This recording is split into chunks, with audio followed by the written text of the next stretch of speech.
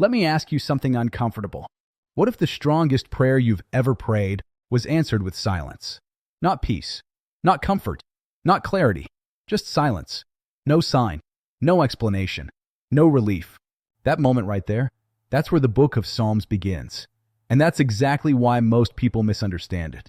Because Psalms isn't written for people who are winning at life.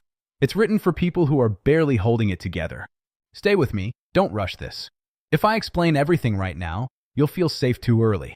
And Psalms was never meant to feel safe at the start. Here's the disturbing truth. Psalms is not a book about God speaking to humans. It's a book about humans speaking to God when they're scared, angry, confused, grateful, broken, sometimes all at once. And that makes it dangerous. Because once you really understand Psalms, you can't fake faith anymore. Imagine this. It's late at night. You're alone. Your phone is face down. The room is quiet. But your mind isn't. Bills, health, relationships, regret, fear of the future. You don't want a sermon. You don't want advice. You just want someone to hear you without fixing you.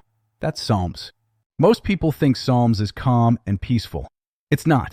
It's raw. Some Psalms sound confident. Others sound desperate. Some praise God. Some question God. Some almost accuse God. Same book. Same God. That alone should tell you something. Many of these Psalms were written by King David. And yes, he was a king. But before that, he was ignored, overlooked, chased, hunted, betrayed. He knew fear before power. So when David writes, he's not performing religion. He's surviving life. Here's something Psalms does that most spiritual content avoids. It starts with fear before faith. It lets the chaos speak before it introduces calm. That's intentional, because real healing doesn't start with answers. It starts with honesty. There are Psalms that open with words like, I'm surrounded. I'm afraid. How long will this last? Why are you silent? And notice something important. God doesn't shut these voices down, which means doubt is not rejection. Silence is not abandonment. Now let's make this modern.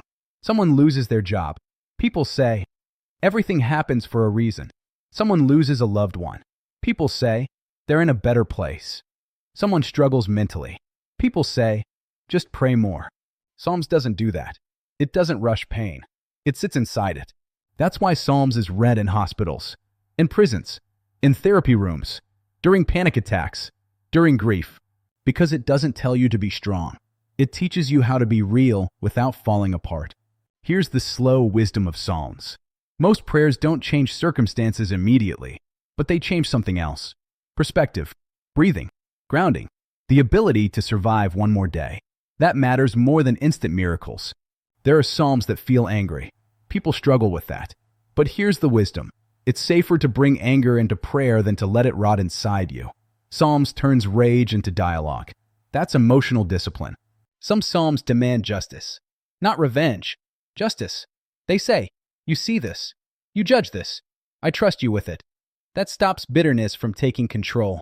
There are also Psalms of gratitude. But they don't feel fake. They usually come after survival. After near-breaking moments. And instead of saying, look how strong I am, they say, I didn't make it alone. That humility keeps success from becoming ego. Here's something subtle but powerful. Many Psalms don't end with certainty. They end with trust. Not because everything is fixed, but because the writer chose not to give fear the final word. That's maturity. Modern life teaches control. Psalms teaches surrender. Not weakness. Release. Another layer people miss. Psalms was meant to be spoken out loud. Sung. Shared. Healing wasn't meant to be silent. Expression matters. Psychology agrees. Suppressed emotions increase anxiety. Expressed emotions reduce pressure. Psalms understood this long before science did. There are Psalms that feel like waiting rooms. Nothing happens. No breakthrough. Just waiting. And that matters, because most of life is waiting. Waiting for answers. Waiting for healing. Waiting for clarity. Psalms teaches you how to wait without losing yourself. It also teaches identity.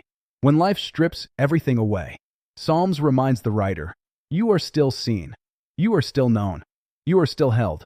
Not because life is easy, but because you're not alone. If Job teaches you that suffering doesn't mean punishment, Psalms teaches you how to survive suffering emotionally. They work together. One explains the mystery. The other walks you through it. Here's the uncomfortable truth. Sometimes God feels distant. Psalms admits that. But it also teaches this: distance doesn't mean absence. Silence doesn't mean abandonment. Many people leave faith because they think doubt disqualifies them. Psalms says the opposite. Doubt, when honest, becomes dialogue, and dialogue keeps relationship alive. This is why Psalms has survived thousands of years. Because humans haven't changed. We still fear. We still hope. We still grieve. We still celebrate. We still break. Different technology. Same heart. Psalms doesn't promise your life will be easy. It promises you won't face it unheard. And sometimes, being heard is what keeps you going. If you don't know how to pray, read Psalms. If you're angry at God, read Psalms. If you're grateful but quiet, read Psalms. If you feel unseen, read Psalms. Someone already put your feelings into words. And that might be the most human wisdom ever written.